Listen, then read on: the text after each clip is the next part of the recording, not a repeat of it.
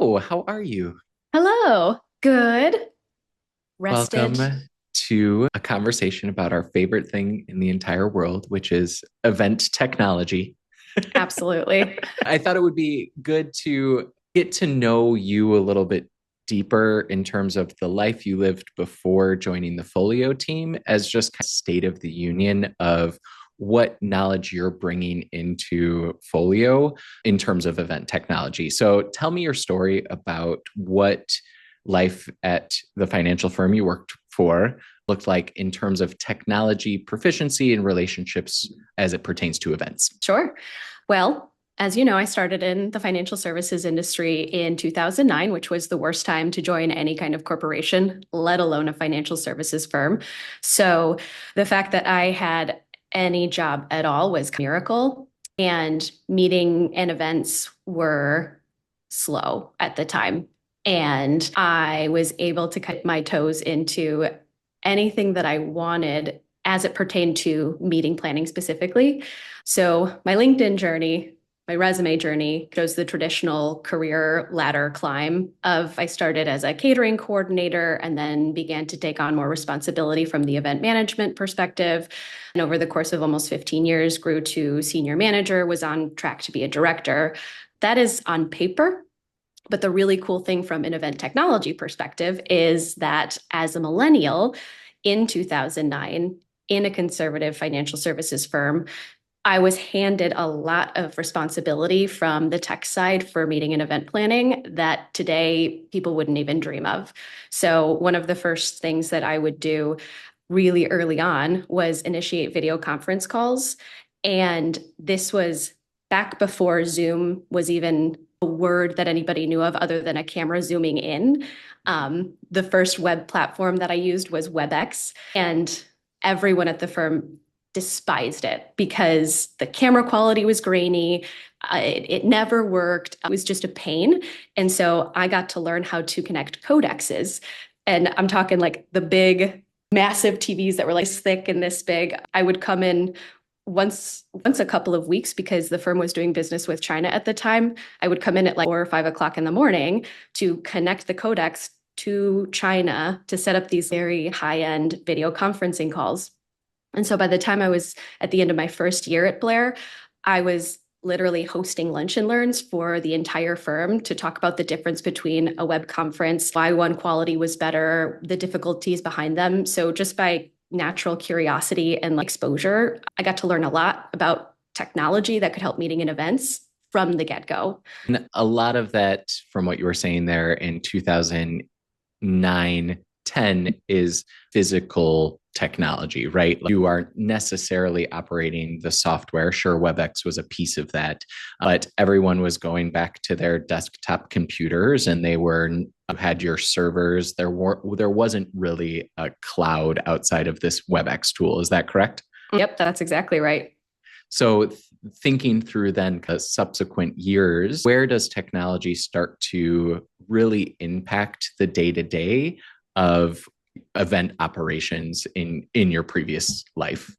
Sure. As basic as shared calendars. Again, one of the first things that I did was sort of understand what the process was at the firm at the time for ordering catering. I was a catering coordinator. So an admin would want to place an order from Potbellies, and we were in one of those downtown buildings that had 12 different entrances. And so catering would get lost all the time. And we were losing money because catering orders would get lost. They'd have to place another order again. And so, quite literally, to get everyone on the same page, I asked the team what they were doing to manage and organize their catering orders. And it was printed pieces of paper in the kitchen. And that was it. And it lived nowhere else. So day one, I said, here's the calendar that you use to book meetings. Let's put catering order information into the calendar. And then it was, well, how do we know whether or not it's been ordered? Well, we can come up with nomenclature, whether it's catering needs to be ordered. Do we need to change the color of the calendar? Something that, again, as a millennial, I thought was just basic common knowledge was really using the tools that we had from a tech perspective to be able to implement processes.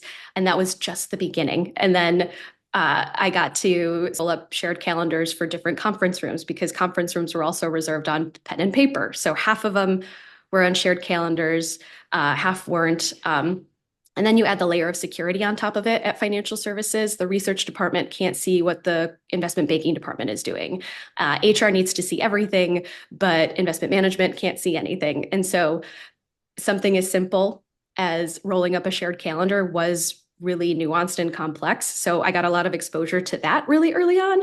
And just by nature of being able to sit and hang with the IT guys, they kind of showed me the compliance approval, the correct workarounds. So I got to see not only the tools, I got to kind of work with every sort of piece of a traditional corporation that would work with it. So I didn't realize it at the time, but I was managing really complex processes, and it felt simple. And obviously, as we know, it's never that simple. Yep.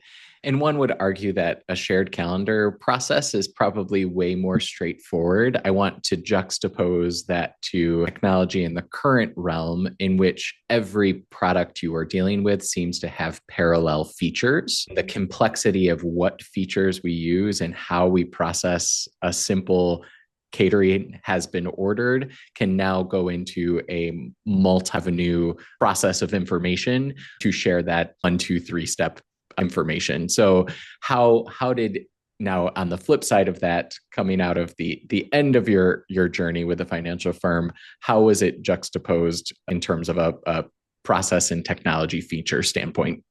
Sure.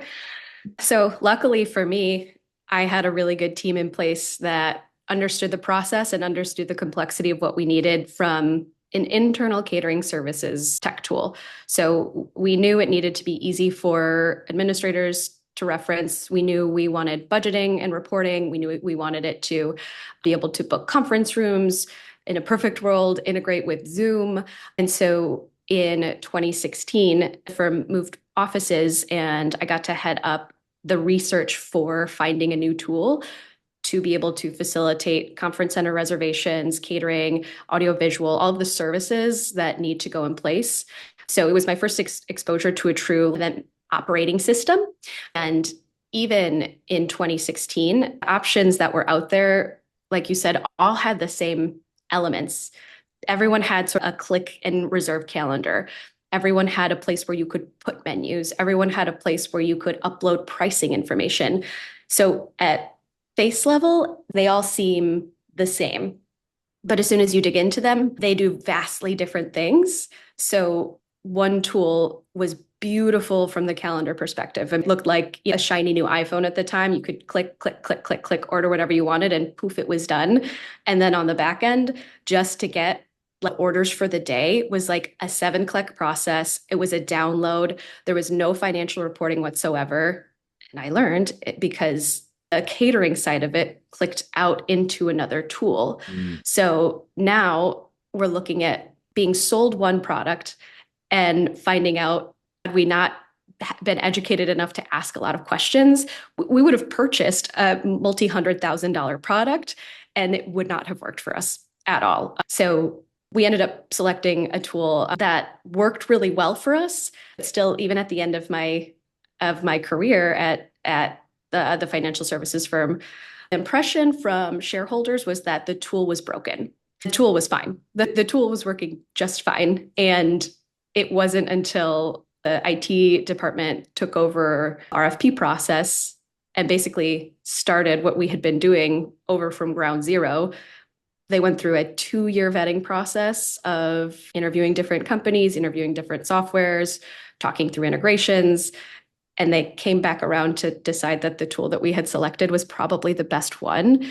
So even people with robust IT backgrounds, if they don't have the understanding of what the department need is, whether that's catering, Salesforce, it doesn't matter what it is, there's this interesting gap of understanding of how nuanced your need is from the technology. So I forget how much of that was integrated into my career. Sure. And you hinted on something very important, I think, which is the change management piece of technology across the board, right? Yeah. So even with a platform that we get to decide where to go next, we can spin up features as quickly as we can. It still doesn't matter if the features aren't being used in the way that we want them to be used, or people, it's not intuitive enough.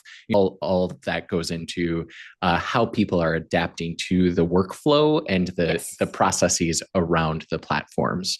And I think you hit on a good note there that in 2009, there was no such thing, right? Yeah. As a platform to order from or book meeting space from or plan an event from. I literally got inner office notes until like 2012. People were still printing out the catering form and filling it out and sending it to me via inner office.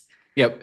And then to flash forward to have all of the bells and whistles. And the problem is not necessarily the platform, it is about the processes and understanding and training that goes into that. How does that parallel a little bit into your journey at Folio thus far? And where do you see that starting to kind of rear its head a little bit? And what are you doing to combat that? Sure. One of the reasons I left where I was because I noticed there wasn't enough emphasis on the people element of tech tools. So back to the transition in 2016, it was basically it was a 2-year transition from getting a firm of almost 2,000 people to shift from I can send an email off to the catering team and it just gets done to now you have to go into the system and click and place your orders. You have to go into the system and reserve your conference room. And this is what it looks like. And you will get an email. And yes, you can email us, you can call us, but you have to do it yourself. We started that training and onboarding before we even onboarded the tool.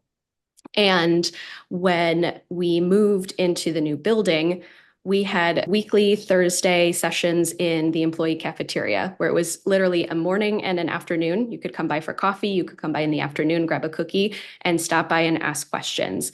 I am not kidding. For the first 3 months, those weren't just drop-ins. Those were people were coming by and expecting a full training. And these were people that had sat through every single training in advance of the move. During onboarding of the move, we were doing conference center tours and pulling up the things on a laptop so that they could see what we were doing. So the human element that went into onboarding and making that tool successful is just one of those things that goes unnoticed, unfortunately. You don't notice it until you don't have it.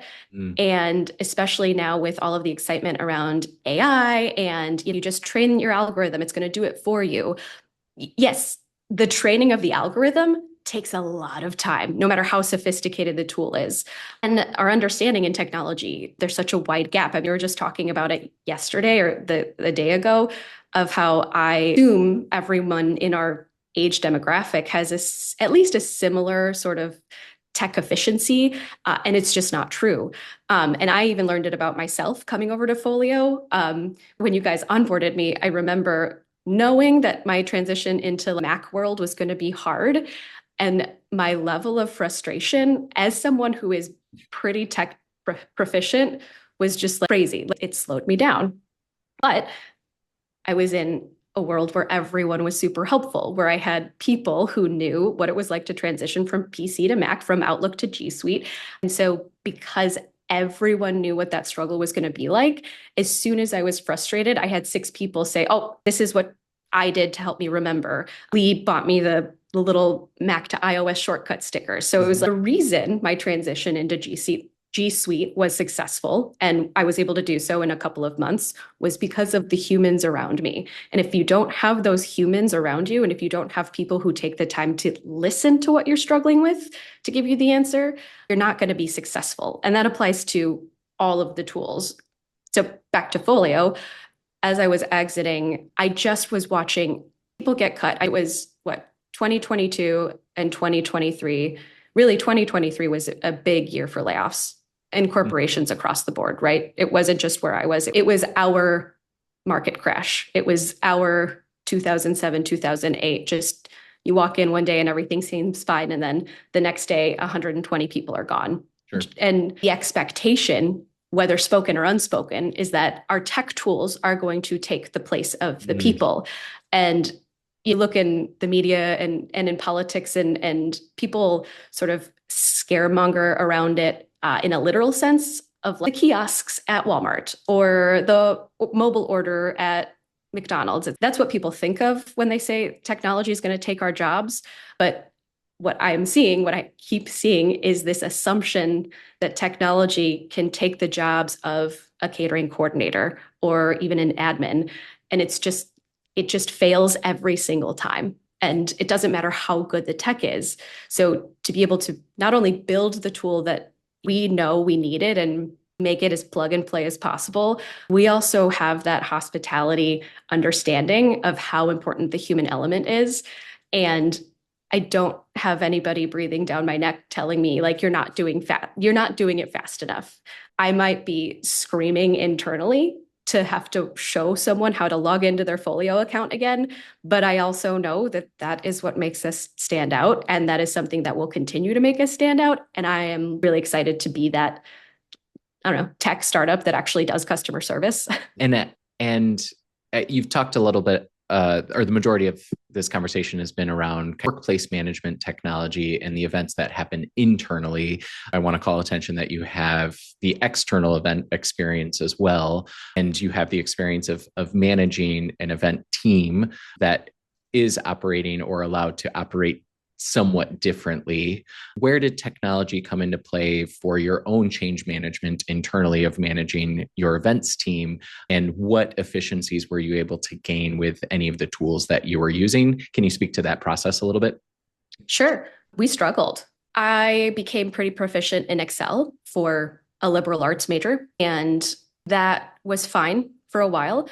Managing events from a financial services perspective, we're talking to financial analysts. We're talking to people who Sure. don't mince words, right? Like can't show up at a meeting and forget that like 6% tax. They will ream you over it, rightfully so. So for better or for worse, I had to rise above and be the phoenix and learn how to do math. But I did. I got really good at Excel. I was able to spin up graphs. But as I grew and as I started to have more meeting planners under me, I remembered that we are not necessarily math majors. Typically, people who get into hospitality, meeting, and event planning were a liberal arts major, or business major might have been like minor, not so much a major. And so something as simple as spinning up an Excel template that I could make that I knew that they would be able to use quickly became paramount. There was no way we were going to be able to catch up or keep up with the amount of budget scenarios that we needed to be able to plan these meetings and events. It was like I made my team the expert of what an event would cost.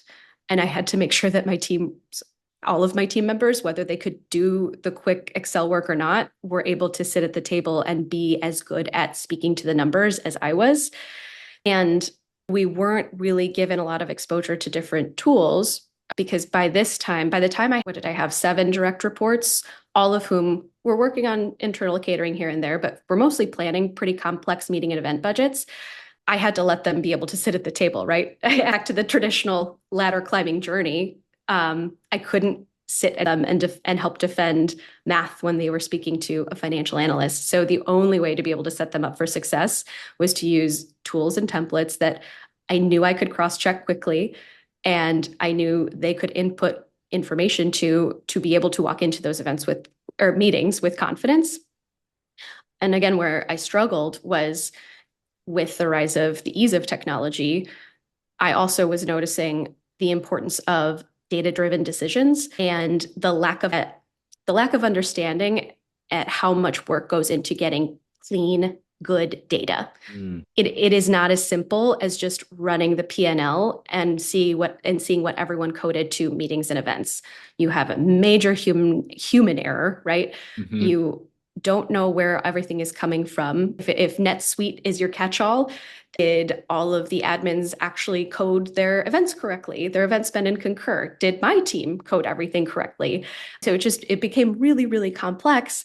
But the expectation that because I could do Excel, I should also be able to spin up a dashboard in Power BI. That was the expectation. It was that you should be able to, well, you made graphs last quarter. Where did you get your graphs from?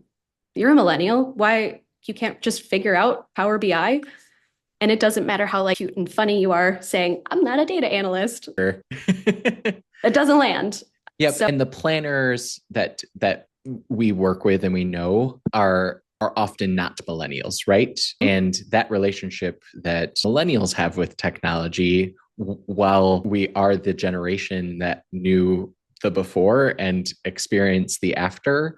There is even less of that for generations that precede us, and the expectations don't change, right? Yeah. So then you're thrown into your template and you way that you've operated your programs, and anything that deviates from that is a really scary thing. So in your exposure and transitioning this conversation a bit to forward thinking, what are you seeing currently as the thing that has to happen within the events industry when it comes to making the event tech piece of it work? Sure. It's going to be an uphill battle, but we have to come together around some standard way of operating. And I really enjoyed seeing the food and beverage leads process. Again, I was a corporate event planner, and my largest program, the budget for it was just under 2 million. And I managed like one of that million. And that was once a year. Everything else was 500,000 or less. Most of what I was doing was in the $200,000 range if it was significant. And I thought that that was a huge deal. And Sure. so then to walk in and to see food and beverage leads working with a food and beverage budget that was triple my entire events budget for a year, was like, you have to have some kind of standard. Otherwise, this will never go right. We will never get food in the right place. You will never manage a budget. So just the simplest process of getting everybody on a shared Google spreadsheet. And again, it's like I'm back in 2009. It is the most basic tool that is available to all of us. What are the processes that we can put in place so that we're all at least on the same page? And how do we keep each other accountable? That was the only way that this planning process was going to be successful. And I was watching it happen in real time, threw me in and handed me, BEOs. And I was able to make the connection as to where those BEOs lived. I was able to make the connection as to why it mattered on the spreadsheet. So that in itself, just the process of information sharing in a way that is clear, easy to pick up, is absolutely essential. And to your point about like the generational divide, I mean, it doesn't matter if we're working with men and women in their 60s or for the Gen Z interns in their early 20s. It was a process and a tool that was simple enough that people could come in and conceptualize it. Now, did they break the spreadsheet all the time? Yes. But so then there's the layer of this is where the future needs to go. Now, all of the tools and technology that we see, the enterprise space, in the corporate space, are gobbling up all of these other little tools and widgets and whatever they might need to be able to be this massive tech corporation of a one-stop shop. Why go anywhere else? Go with Cvent. You can do attendee management. You can do budgeting. It does it all. Phrase I'm thinking of, all trades, master of none. Yep. Like exactly where we are in terms of technology. And I don't think it's peaked at all. Like I think it's going hard on that upswing. And the best way to combat that is to just be a master of one in a world where no one is. Meeting and event planning is always going to be around, right? Again, back to the people element, the human element. I think it's probably the most safe bet next to booze and death, right? are the guarantees of the world. So have any one of those like gathering. So if we can organize, like, makes sense. Yeah. This whole centered around food and beverage. You hinted on some of the consistencies that come out of standardizing your technology in food and beverage. What are some other complexities that come to mind specific to food and beverage that, and either we at Folio are trying to solve, or you're seeing aren't being solved as well as they could be by other platforms that you've had exposure to? Sure. We even start. If we're just talking about food and beverage in the United States alone, you can't even plan in Illinois and assume your taxes, services, and gratuities are going to be consistent. Sure. You can assume your food and beverage costs are going to be consistent, right? Like it is a fresh market. One day avocados are $1, the next day they're $5. So there's a level of agility that needs to be available to manage food and beverage budget that also needs to be easy to manipulate. And so how do you make something plug and play, really agile, and also really simple? Like it's Mhm. but it will make or break your event budget, right? Like we were talking about earlier today, um, coming out of the pandemic, the food and beverage space is solving for rising prices of labor and goods with fees. So yes, your getting more expensive, but so are your taxes and fees. I mean, in Chicago and like the metropolitan cities, everyone will forever remember the like required gratuity plus the 4% for our servers to have healthcare plus the 6% for administrate. I mean, like you couldn't go anywhere without having almost 50% tax services and fees on your meal. And it's the same for meeting and event planning. So it's if you think about it, and the average consumer does not think about it, but the same thing that you as the average consumer are experiencing in your restaurant, food and beverage planners are experiencing it in the multi-millions. And so if they don't know, if the venue did not present upfront that not only is there a standard 20% gratuity, but that is taxable, Mhm. that's not an assumption that has ever existed, ever before the pandemic. And I don't think it's malicious. I like who's it to be transparent about that? Like half the time, the conference services manager doesn't even know that. You go to, you say, what is my estimate? They say it's X. You're like, mine is Y. And the planner on both sides, right, doesn't really know where that extra markup is coming from. Sure. Like they go back to the comptroller, and the comptroller goes, "Oh yeah, you didn't hear? We're taxing this now. Oh, but Yep. only for this type of food and this type of food, but not liquor." And then if you're in California, don't forget about the bottle tax and the plastic tax. And like, I mean, so rapidly from state to city that there is no consistency. So the only answer is agility in your tool and communication. Got it. That's a huge takeaway, especially living in the today that we live in, is how do we easily move from last year's actuals to this year's projections with as few amount of button clicks as possible, right? Yeah. And what was the prices last year cannot be assumed at a consistent 10% increase anymore. It is based on what is going on in the world and locale you are moving to or planning in. That's going to impact all of the plus of your baseline. So get a little bit specific to Folio to wrap us up here. Like, what some of your favorite features in Folio that make food and beverage planning easier? Oh yeah. I mean that we just rolled out the categories to assign a specific tax service fee exactly in the way that we talked about for everything that you need from a consistency perspective.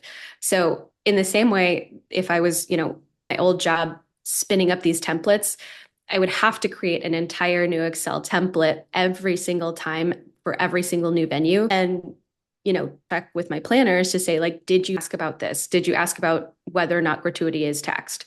Did you ask about whether or not the admin fee applies? Did you ask what that includes? With Folio and the categories now, I could set that up in advance. So me, let's say I'm the lead planner on a program, I can ask all of those questions. I didn't even think about that. I could put it into a questionnaire, kick off, send it over to the hotel, get all of that information, build the categories, and that's it. And we're done. And I know that I can hand it off to my team member who doesn't do tech well, and she doesn't have to worry that she's going to break the spreadsheet, right? That doesn't even have to worry about it. All she has to do is type out the item that she needs. It pops up and it's already done for her. All she has to do is search for it, add it, and let the tool know how many of that she needs. Taxes, services, fees are all already done, pre-spun up. And then me as the planner, I can log into her folio at any time, go into my dashboard and filter by category, filter by date, filter by whatever I need to see how her progress is going. Mm. And then what I also love about that is if I need to change at any point, because like taxes can change, that's the nature of tax.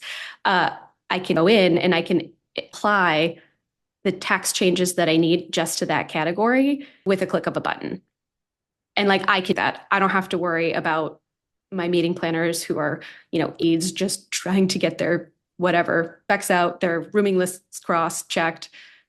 I don't have to call them up and say, like, I need to change all of your estimates. Like, I just go in, update that quickly, and it's done for them. Yeah, that's with way more exciting things Oh, beyond that yeah, as that's well. only the beginning.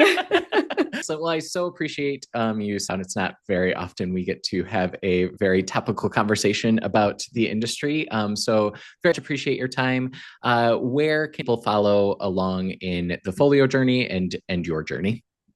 Yes, you can follow us at GetFolio on Instagram or on Facebook. We are also on TikTok. You will see a lot of my face. It is a lot of just trying to have fun. Hopefully, everyone will resonate with the meeting and event planner humor. But also soon to come, now that we're rolling out all of these exciting features, you can catch little tidbits of them on any of those spaces. Feel free to friend me on LinkedIn. It's my name. And we're also on YouTube. Which one did I miss? I think I got them all. TikTok, LinkedIn, YouTube, the metaverse. Yeah, yes, exactly. Yep, excellent. Well, great conversation. Thank you so much for your time. Thank you. Perfect. I lost my cursor.